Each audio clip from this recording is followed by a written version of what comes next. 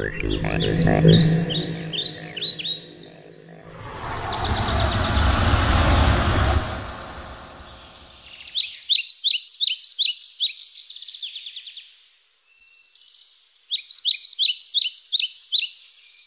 poble que diuen que és el que més busos té per habitants, Relleu, proper de la Vila Xollosa. I l'altre dia els joves van celebrar la festa de Sant Albert. I ahí, jove, guapa, festera, Omaia López.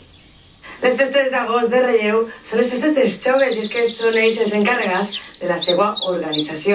Avui els festers ofrenen al seu patró Sant Albert i després visitaran totes les penyes en una cercavila per tot el poble. Qui sou els que feu esta ofrena? L'ofrena la fem els festers, que li duem un ramell de flors o una cistella al sant, que és el patró dels joves. I després una missa. Sí. I després ja està esfrat, torna cap a la seva ermita i l'ermita de Sant Albert.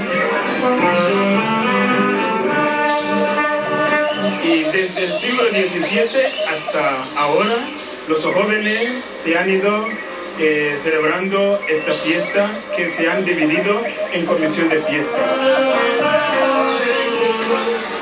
I després de l'ofrena no s'acaba tot, així. No s'acaba. Ara ens anem a fer un recorrido per les penyes, a que ens conviden a tots i després a dinar a la penya dels festers. La banda de música fonamental, aquestes festes de Relleu. Sí, és fonamental. Fa 10 anys que vaig venir, la veritat és que aquí en Relleu estem molt a gust i es porta molt bé. I així a Relleu la festa continua durant tot el dia en honor a Sant Albert, el patró dels joves.